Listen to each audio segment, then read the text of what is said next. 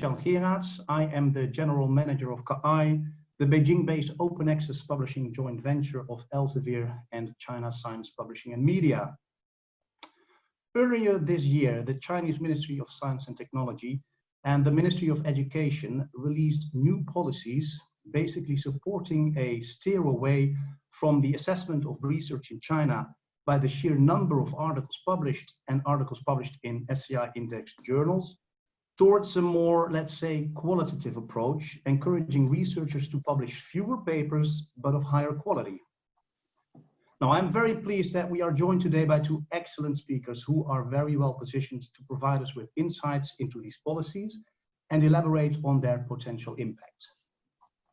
Our first speaker is Dr. Shuai Yan, a Beijing-based independent consultant who previously worked as Director of Academic Relations at Springer Nature, Greater China. And before that, he was the Director of the Publishing Center of Tsinghua University Press, and he served as the Editor-in-Chief of the Journal of Tsinghua University. And prior to his career at Tsinghua, Shuai held various senior positions in academia, such as Beijing Forestry University and with various societies and governmental organizations. Shuai will give us a general introduction to the new policies. He'll provide us with some background information, how these policies came about, what they actually mean, and how they may be implemented. Shuai's introduction will then be followed by a presentation by Christos Petrou, who will take a more quantitative approach, if you wish. And he will look at the potential impact of the policies on the publishing landscape, on academic institutions, and on researchers alike.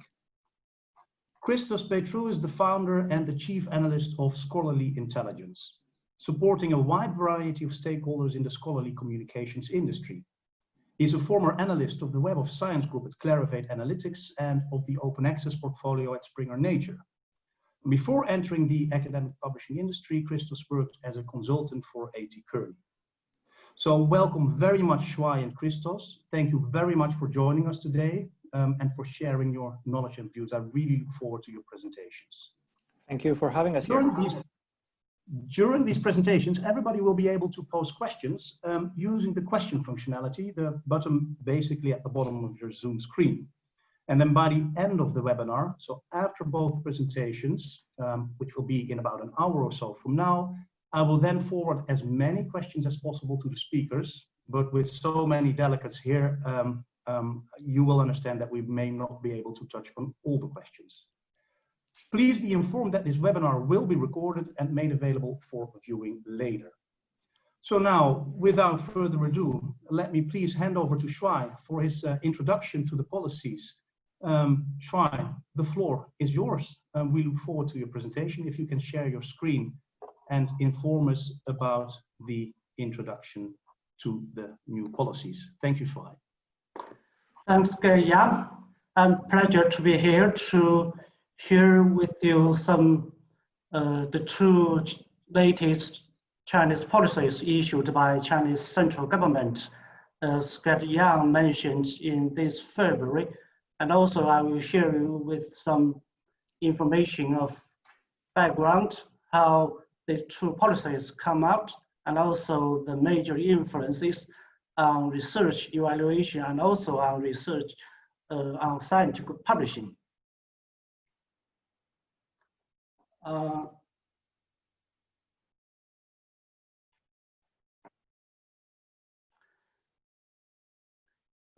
I think most of you have known that the Chinese central government, the Ministry of Science and Technology, later on I will use the short term, as most issued a policy in February to eliminate the elaborate orientation of papers only in scientific evaluation. Also, one day later, Chinese Ministry of Education, I will use MOE as a short term, they issued a document on standardizing the use of SI papers related indicators and for better establishing correct evaluation guidance. This is a policy jointly issued by MOE and MOST. I will start with some background.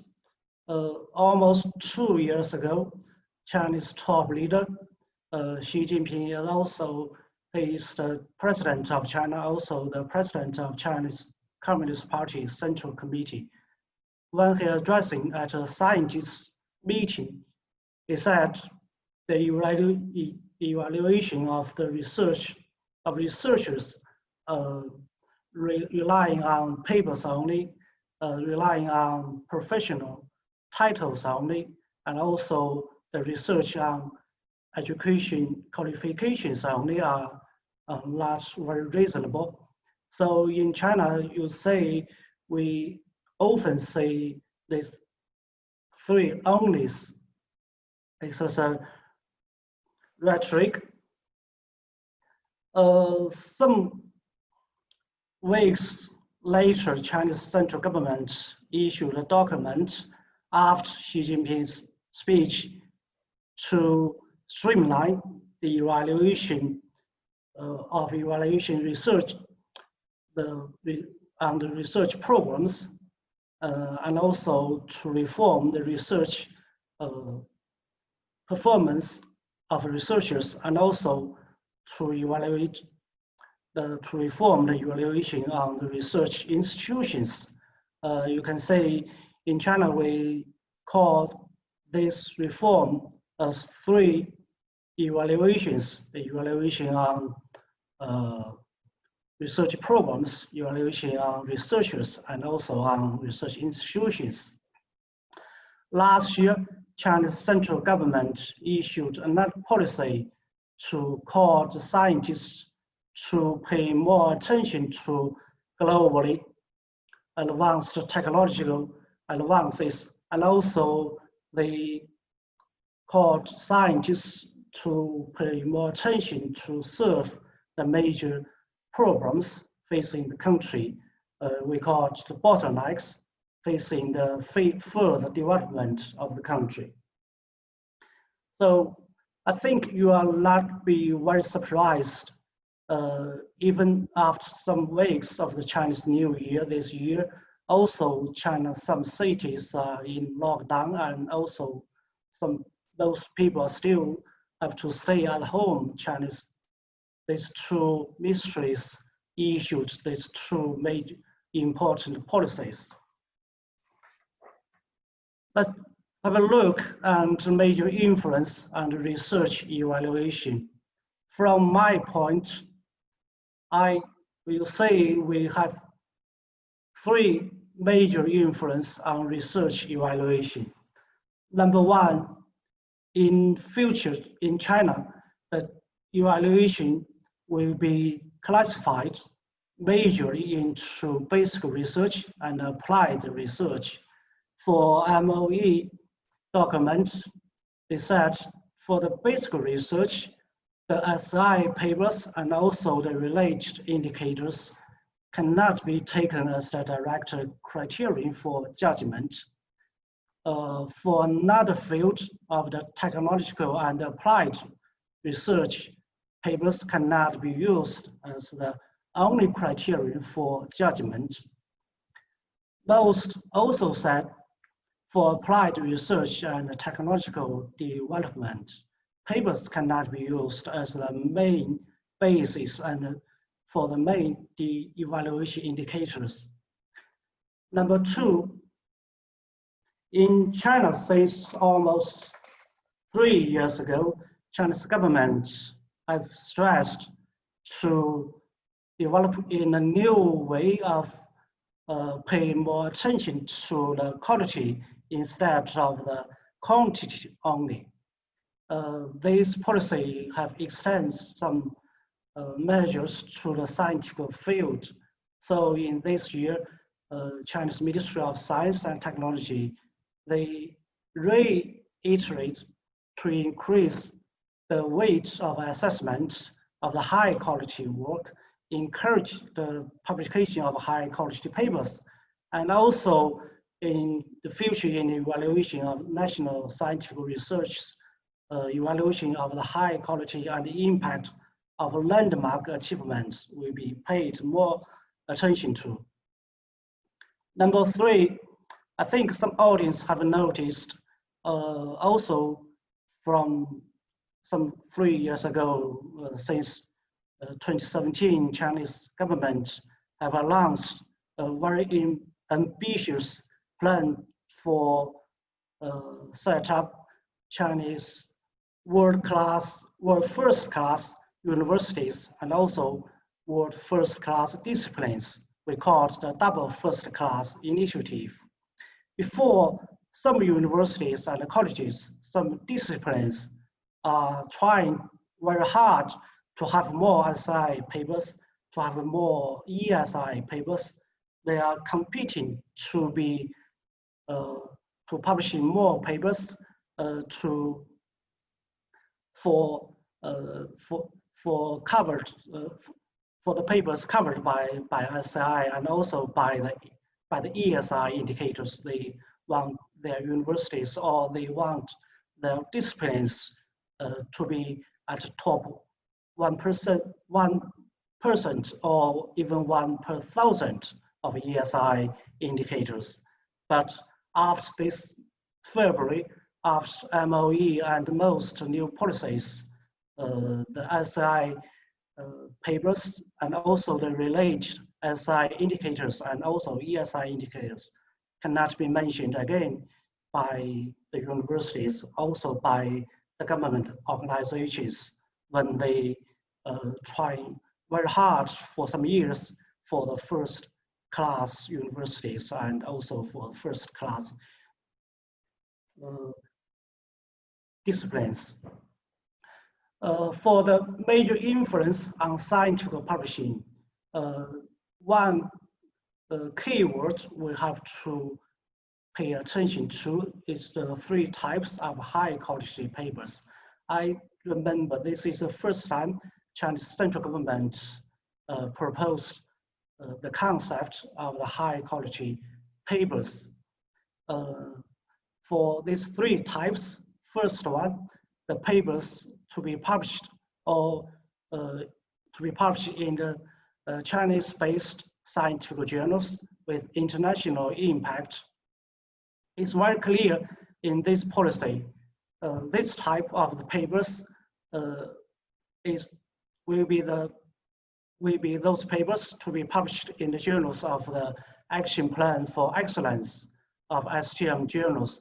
This is a new plan proposed by Chinese government or semi-governments like Chinese Association for Science and Technology, Chinese Ministry of Science and Technology, also MOE, and the Chinese Academy of Sciences, and also Chinese Academy of Engineering.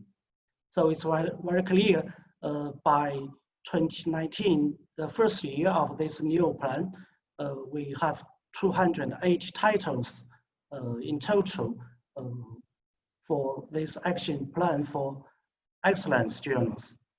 The second type of high quality papers should be the papers of the top tier or important international scientific journals. For the third type, those papers be reported at top academic conference at home and abroad. So far, by today, we are only very clear about the first type of the papers or those journals. For the second one and the third one, those journals and also the conferences should be selected or determined by the academic committees of research institutes and universities. One more influence on scientific publishing is in China. We have mentioned China has paid more attention to the high quality development. So before, for some evaluation for research institutions, research projects, and also scientists, we have paid too much attention to the number or the quantity of the papers. In the future, some new measures of the representative papers should be used for evaluation. For example, for Chinese National Science Awards, the number of the representative papers should in principle not be exceeded for such a number. And also, you can say for the evaluation for the young and middle-aged leading talents in scientific innovation, the papers also should not, in principle, not exceed 5. For the innovation team in the key fields, also we have some limitation for the scientists or the research teams to apply for.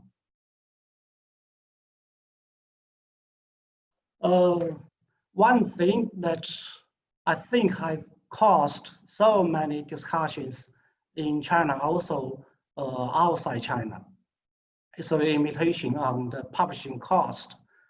In the most policy, for some papers, the research team or the researchers, if they want to apply for something, if these papers generate from the national scientific projects, and also for those papers we mentioned some minutes before, the high quality papers, the publication expenditures can be paid according to some special regulations.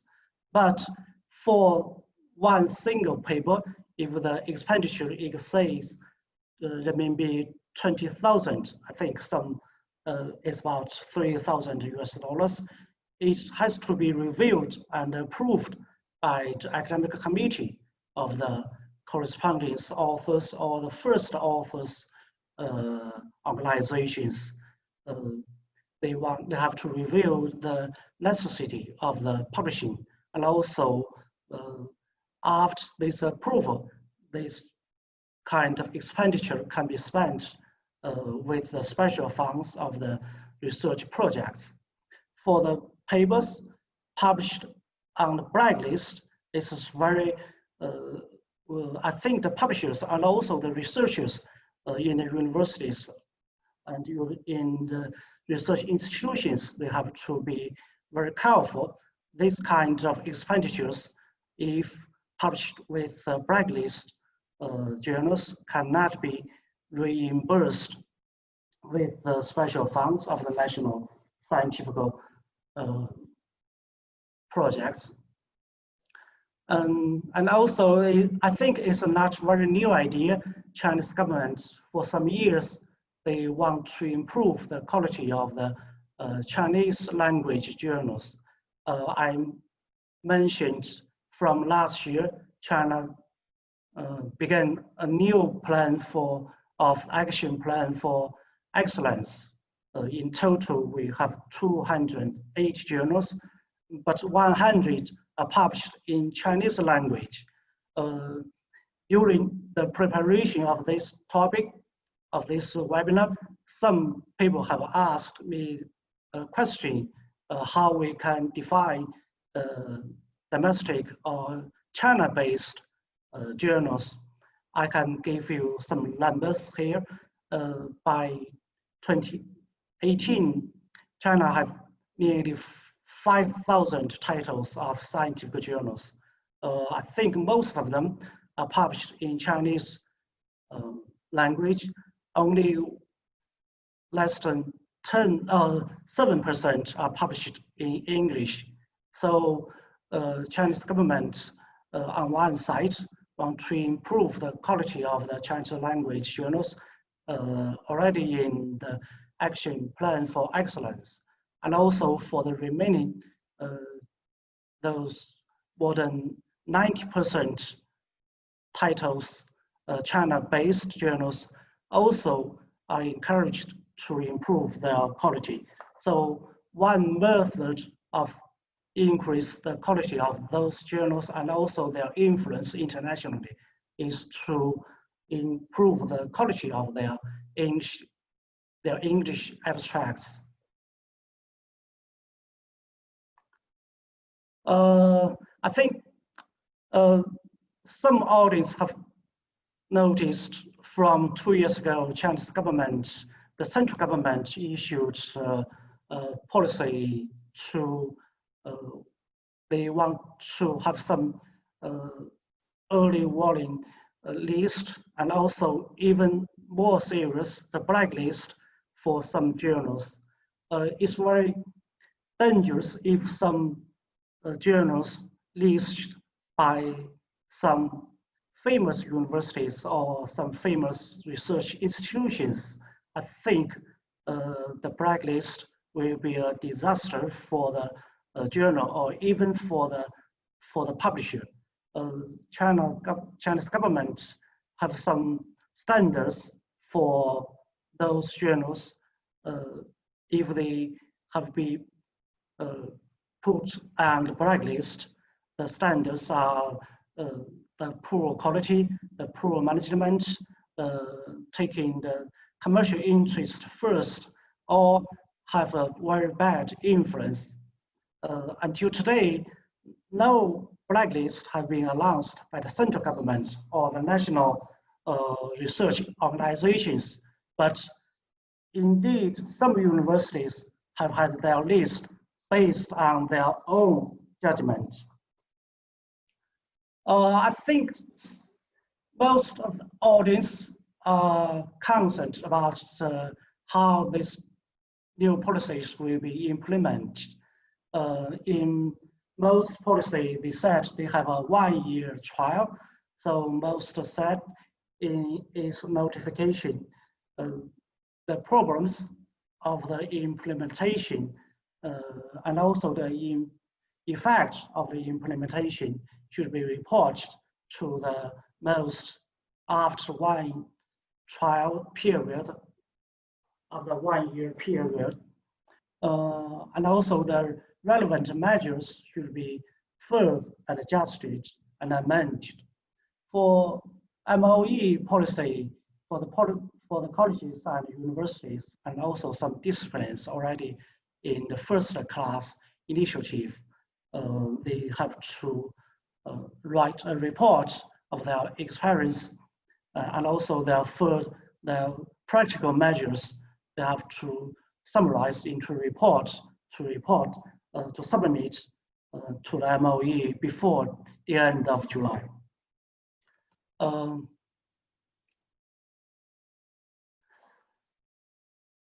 Since most and MOEs, the central government, they have required the local governments also to work out their own policies. We have noticed some provinces like Fujian province, Jiangsu province, they have announced their local policies. And you can say from Jiangsu province, their new policies said they encourage the development of the journals of Jiangsu-based scientific journals. For some universities, even in the new policies, the MOST and MOE have mentioned their committee, the academic committees have to choose their list of the top international influence journals or the top international or domestic conferences, but not many.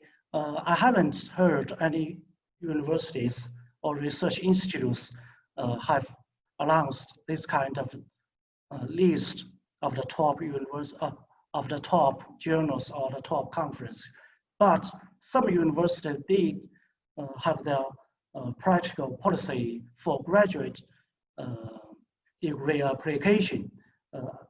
Since MOE requires the SI papers or the related indicators cannot be used again for the evaluation and also for the awarding of the PhD or graduate degrees.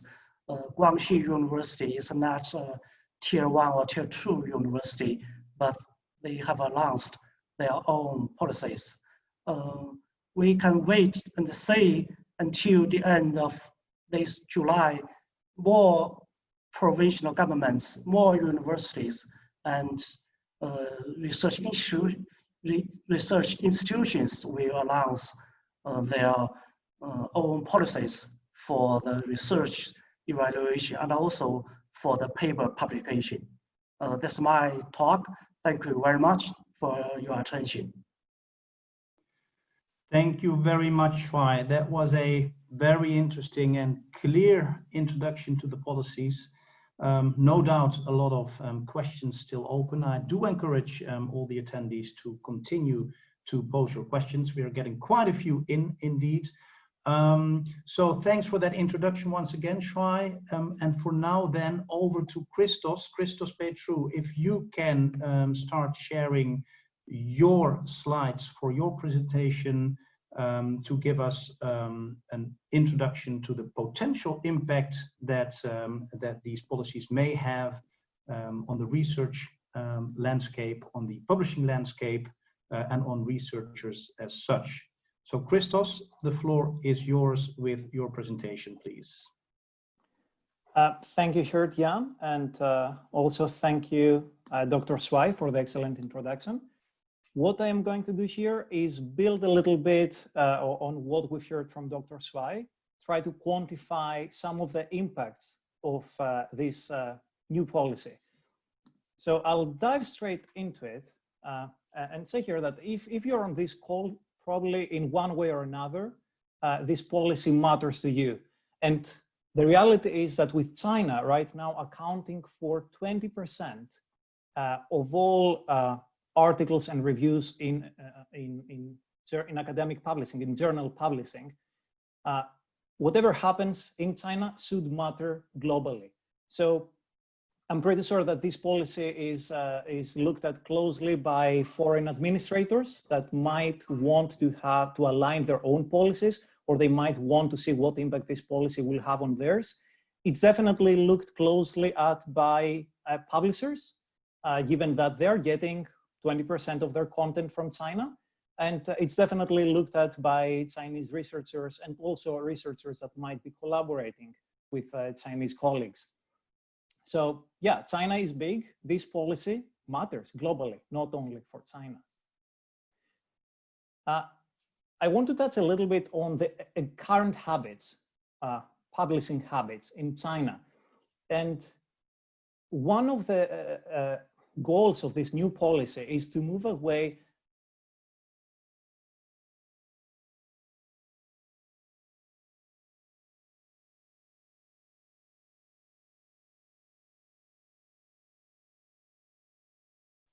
performance based exclusively on it. And by the way, a small parenthesis here, my data, a lot of this analysis is based on data from Clarivate Analytics and the Web of Science. But coming straight into it, coming back to it again, we say that in the past, Chinese researchers have truly tried to publish as much as possible in Science Citation Index Sci journals.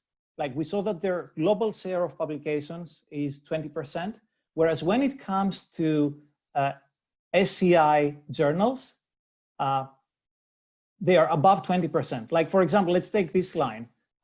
We see that for SCI journals that are open access, Chinese researchers account for 30% of the journal output.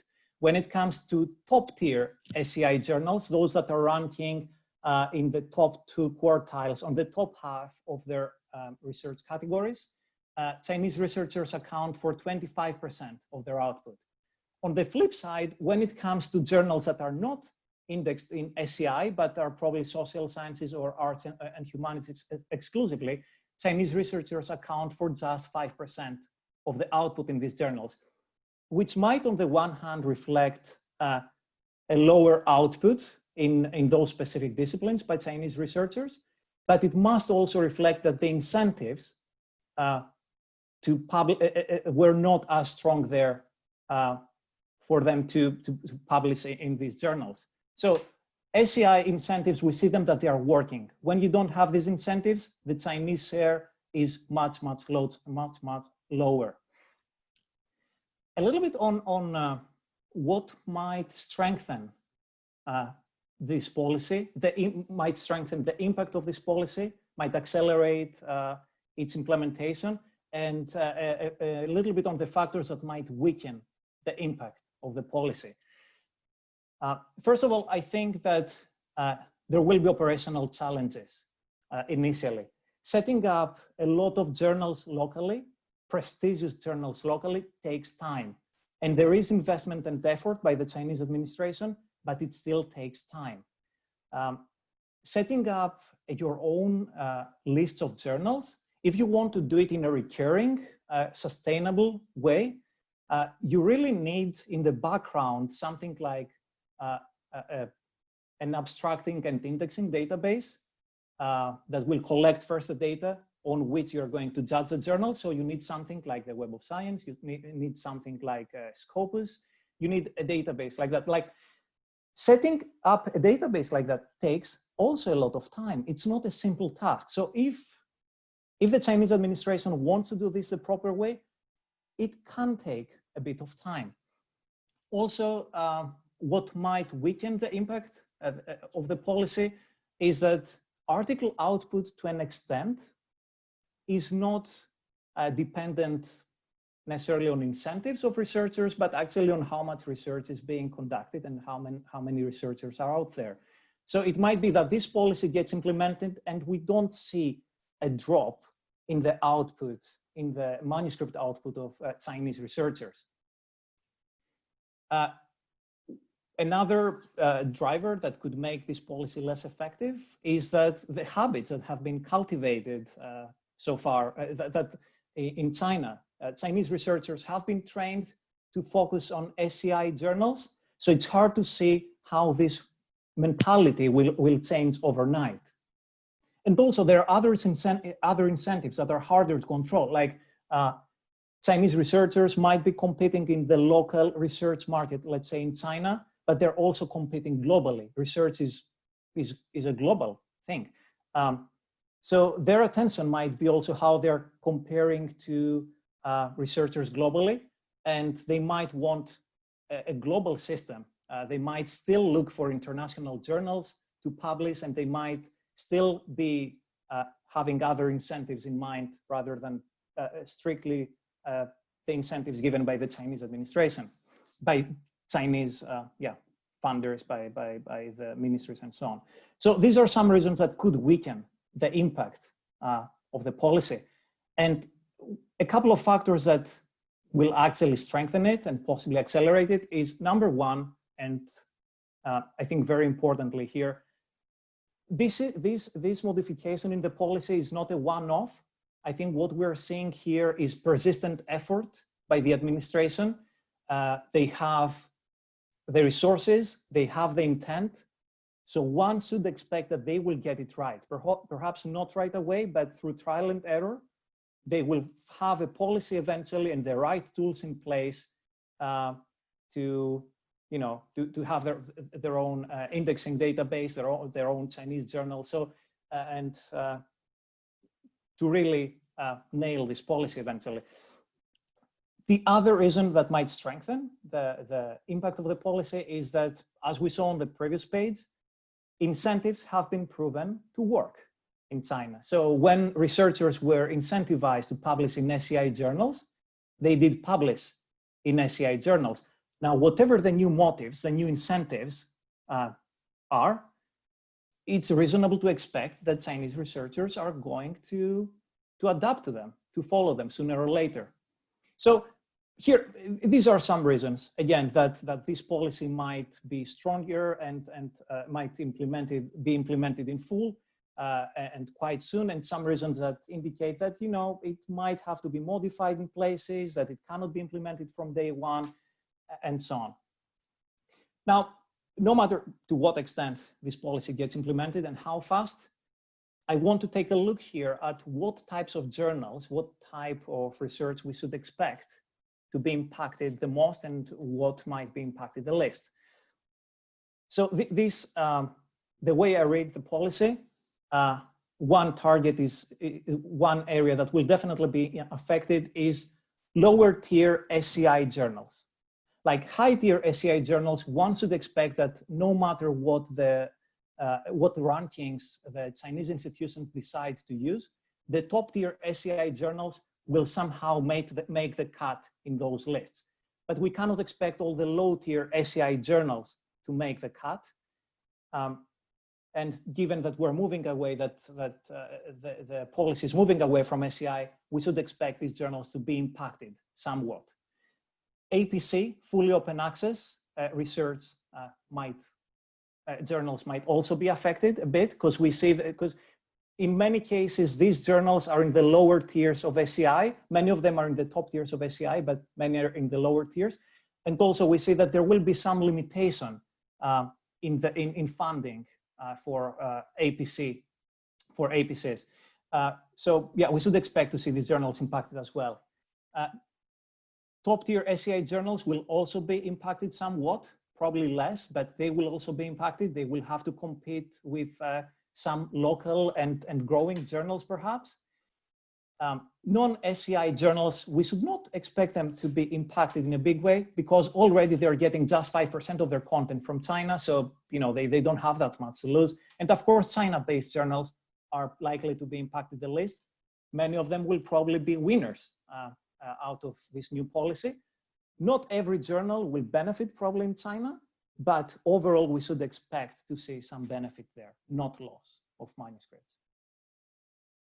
So how do we actually take the impact in each category of these journals and turn it actually into, and feed it into a model?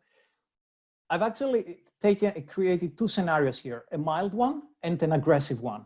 And in each of these scenarios, I have assumed that a proportion of manuscripts from a type of journals will be lost, will be gone.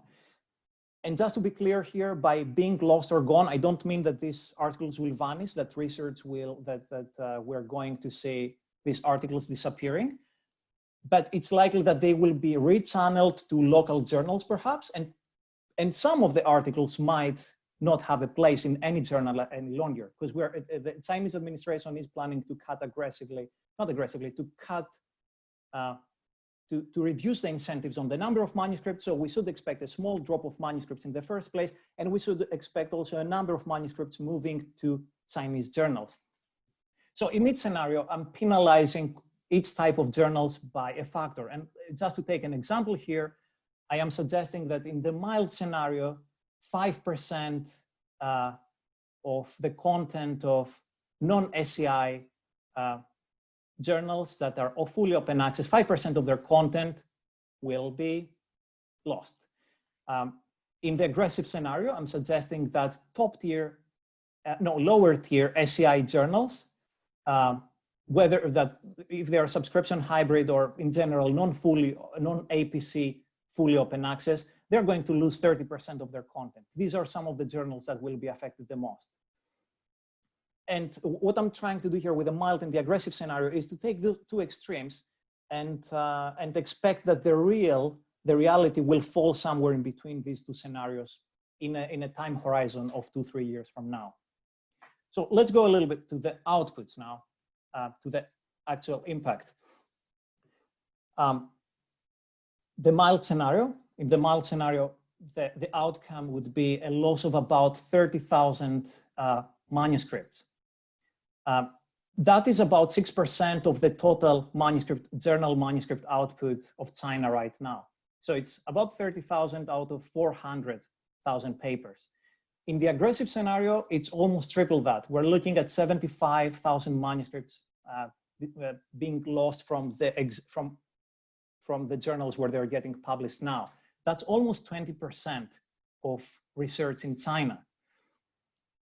And it sounds big, and it is a lot, but the reality is that if we look at the growth of Chinese research output, journal output in the last 4 or 5 years, the CAGR, I think, is around 5%. So what we're seeing, what this really means is that in the mild scenario, the loss is going to be compensated by the growth of 1 year.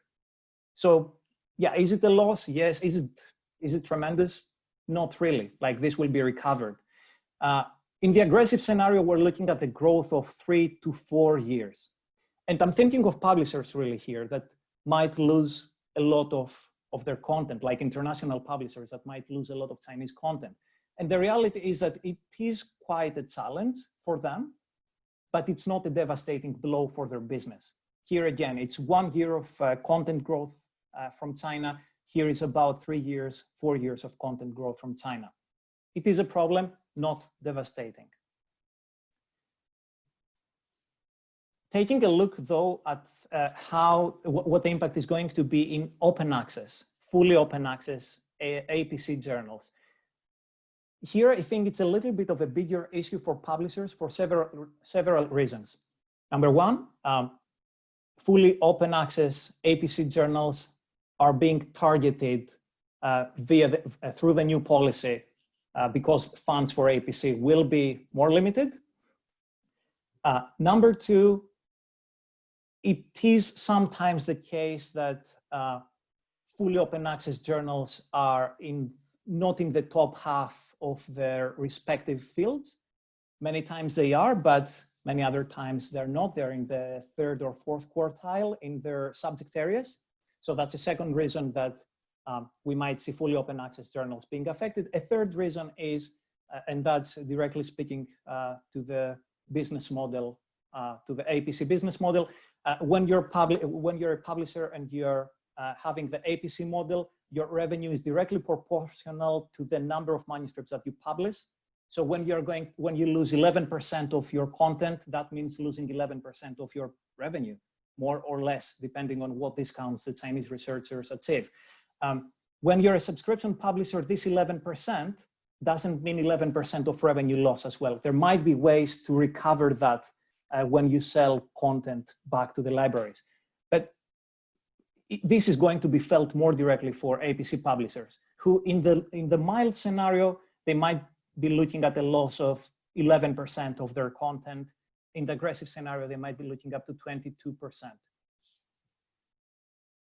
And speaking about publishers, going a little bit more specific publisher by publisher here, I have taken the top 20 international, globally, international publishers here. I have anonymized them. And I'm trying to give a picture here of how different publishers are going to be affected. Now, there are publishers that are in the APC space, open access space. They will be affected a little bit more.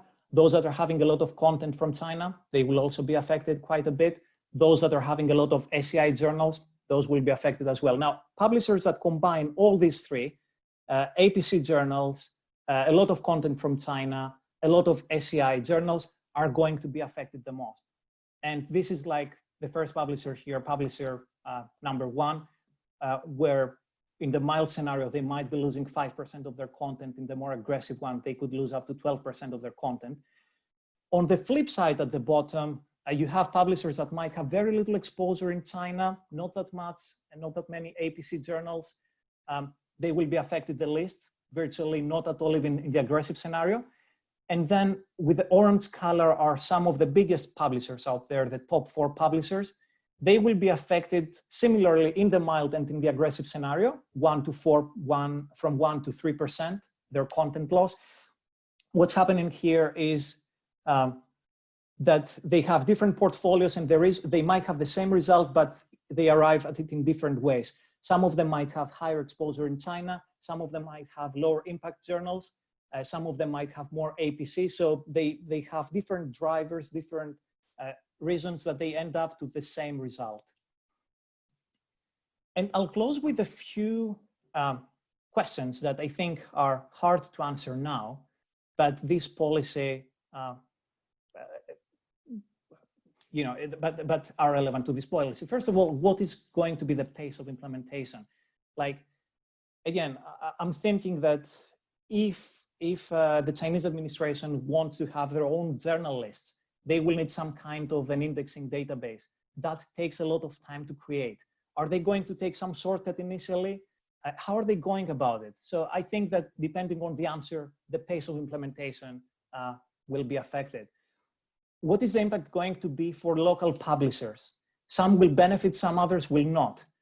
And those that will benefit, are they ready to absorb the enormous volume of manuscript that international publishers might lose?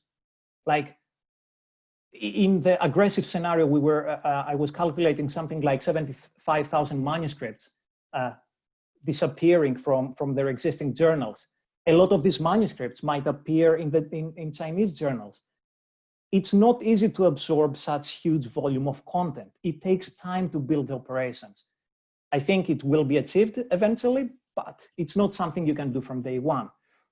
Another question I have in mind is, what does this mean really for the growth of open access globally? China has really been a growth driver for open access globally.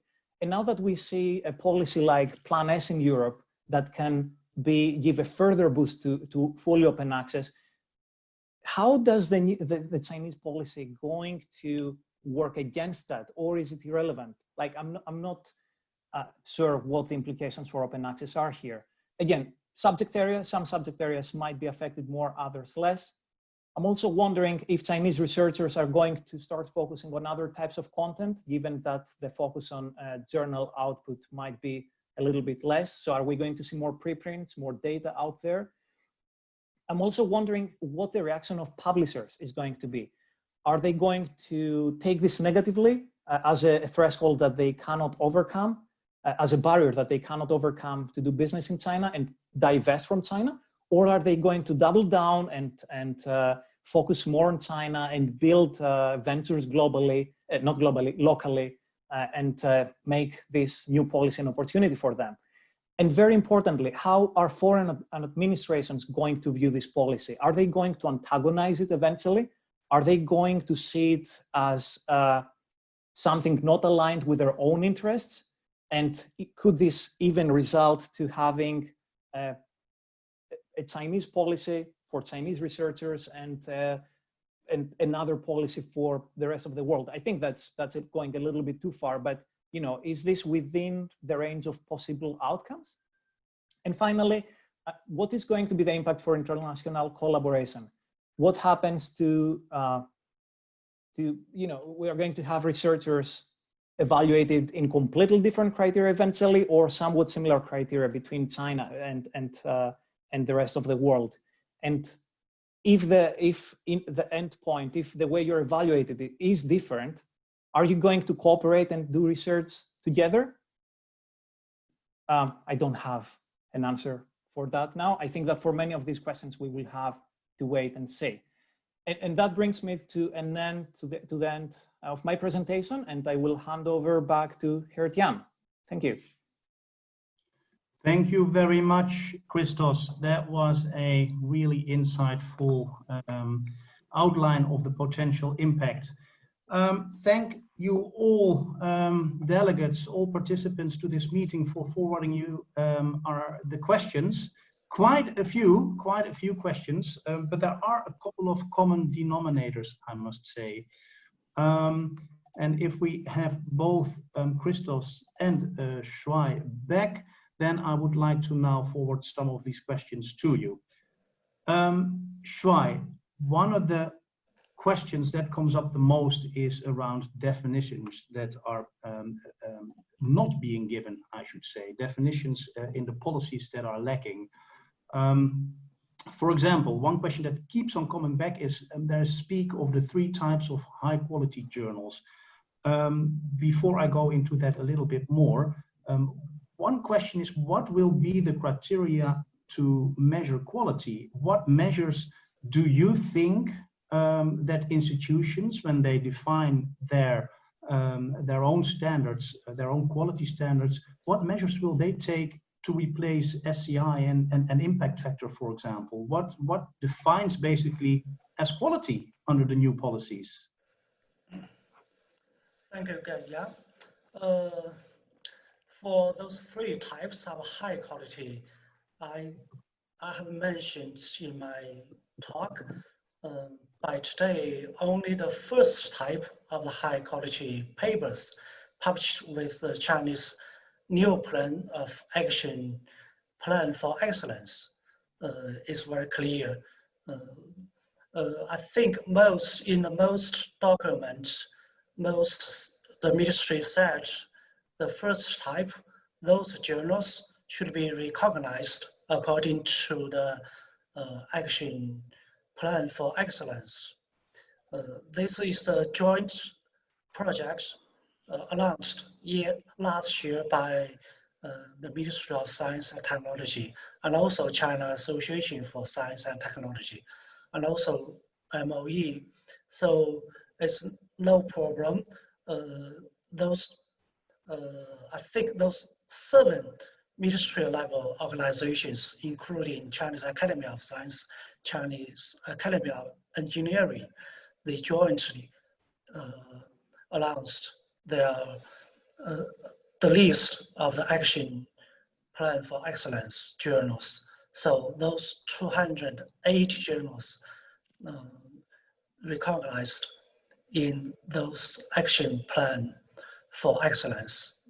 For the second type, the top international influence journals, and also for the third type, the top domestic and international conferences, no clear standards by today. Most said the universities and also the research institutes, they have to organize their own academic committees to determine or to choose the journals and also the conferences. I think until today, most universities are still in the winter vacation. They haven't resumed back to normal state. So I haven't heard any university announced the new list of the top international journals and also the international conferences. So I think we have to wait if everything have come back to normal before the end of June or even the first weeks of July. I think we can go to some university or research institutes websites to say if they have announced the list. For the standards, I think Crystals can add something. Some people said we will not only use metrics, we have to use peer review. I think the experts from the universities can have their own judgment. They know the top journals in their mind, and also they can discuss for which field the standards could be for the journals for that field. So we'll have to wait. I don't know the details of the discussions of one university or some research institutions. We'll have to wait the announcement of the website. Thank you. Thank you very much, Shuai. One more specific question. I'm not sure if you're able to answer this, if there is any clarity on that. One specific question was, is there any hierarchy in this list? So basically, the question was, would a paper, for example, in a domestic S&T journal be worth more than a paper in an international top-tier journal, even without a definition of what actually qualifies as a top-tier international journal is? But is there a hierarchy between the three, or is this just, what can you say about that? According to the current policy and also the introduction of the one guy from the Ministry of Education, no difference between those 3 types. I think the China-based action plan for excellence journals and also the top international journals, the top international conferences are equally important. Great, thank you very much. Another item that keeps on coming up, and I'm going to you now, Christos, for you to elaborate a little bit more on what you touched upon already in terms of international collaboration. We have a very diverse audience today, including international researchers. Can you say a little bit more about what you think the impact will be on the international collaboration and the flow of papers maybe, or in specific fields? How may this policy, in your opinion, potentially impact international authorship and international collaboration? Yeah, I really think we need to see more like, I think it's early days for the policy. I wouldn't be surprised if we see more changes in the next months after the consultation period and so on. But it's definitely a hurdle, like there where it's, you know, that you're conducting research with someone and you know that you're going to be judged on to an extent, similar standards right now. You might be looking at different standards. You might have to publish in a Chinese journal that a foreign researcher might not be willing to, or the foreign researcher might have to publish in an open access journal, whereas you might not be incentivized any longer to do that. So I don't know how big a hurdle that is, but it definitely doesn't benefit international collaboration. Like, I was thinking of a quite silly analogy from the sports world. I'm not big in sports, but I was thinking this might become a little bit like rugby and American football, where both sports are big guys chasing a ball, kicking it occasionally. Some are wearing helmets, the others are not. They're doing very similar sports, but you don't see that much crossover from the one sport to the other. So could we be looking at, you know, a silly analogy again, but this is what this might evolve to eventually. Again, that's a pessimistic scenario. On the other hand, we might see that the criteria in China are in fact better aligned with criteria in other countries, and that this new policy will not be a hurdle. But I think it's a bit early to tell. I think we need to see more first. Thank you very much. Christos, I'd like to stay with you for a minute. One concrete question that came in was, and I'm going to simply read it out. All right. Looking at the SCI Chinese contribution in the absence of similar data from the non-SCI Chinese titles can be misleading. Surely what is being seen is that the Chinese send their best papers to the best titles rather than just an SCI bias. What is your take on that, please? I think that might be a little bit of a misunderstanding here, because when it's non-SCI journals, we're looking at journals that are purely in social sciences and humanities, or purely in in social sciences or in the arts and humanities indexes of the Web of Science. So it's not that, oh, I'm not going to send my manuscript into one of these non-SCI Web of Science journals and I will send it to the SCI ones. It's different manuscripts go in the one bucket, different manuscripts go in the other one, irrespectively of quality. So I think that's probably a misunderstanding rather than a bias towards SCI. We do see within SCI that Chinese researchers double down and go for the most impactful titles more than they do for the bottom half of the SCI titles. So I think it's quite clear from the data, like there might be other drivers as well, but you know, the incentives are there. So you have the incentives, you have the outcome. Yeah, there might be other things happening in between, but I think we can assume causation here. Thank you very much, Christos.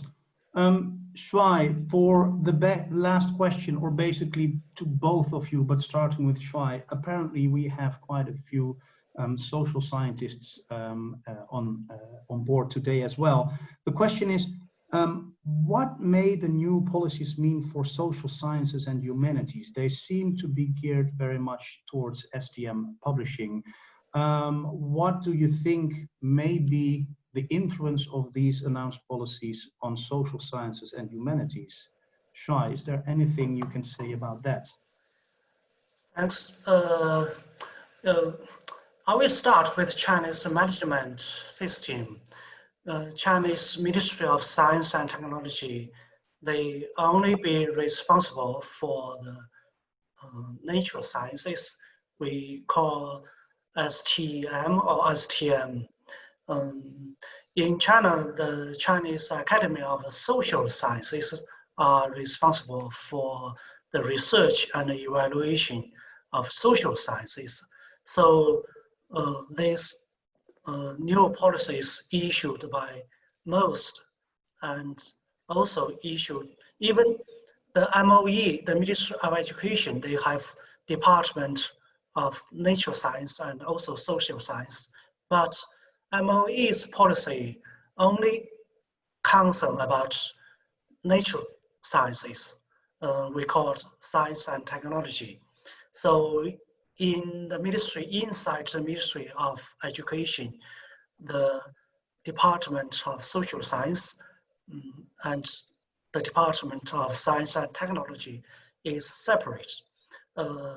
In the nationwide, the Ministry of Science and Technology is different from the Chinese Academy of Social Science. So my answer is this new policy only have some relations to the science and technology. We mean natural science. For the social sciences, we haven't had any new policies and evaluation, and also on some regulation of the paper publishing or the journal evaluation. But for the blacklist, you have to pay attention to or be very serious. Also, I remember 2 years ago, one document issued by Chinese highest authority, the social science, the Chinese Academy of Social Sciences should be responsible for work out the blacklist of the journals in the field of social sciences. So for the negative list, social sciences, they have their responsibility, but they haven't announced their practical policies. Thank you. Okay, thank you very much, Shuai. Christos, I realize this may be slightly more difficult from a quantitative perspective at this stage. Nevertheless, anything that from your view you could add to this that you think might be impacting social sciences? I don't have anything to add to this. I don't think I have that much data or in-depth understanding of it. I think Shuai has covered it quite well. And it's too early for that anyway. All right. That brings us to the end of what I think has been a very interesting couple of presentations with very interesting questions from the people attending to the end of this webinar. And that leads me to thank you, Shuai and Christos Petru, very much for the time you've made available, for your insights, very interesting. No doubt we'll be hearing more about this in the future because there are still a lot of uncertainties, but I think you've given us some insights as to how things may develop going forward. To all the participants, please be informed that we will be making this webinar live, and you will be contacted also with a little survey, and we might as well share the link as to where this webinar can be viewed back later, available as well. Without further ado, thank you very much. Have a good day, good evening, and till the next time. Thank you very much, and bye. Thank you, everyone. Bye. Thank you. Bye.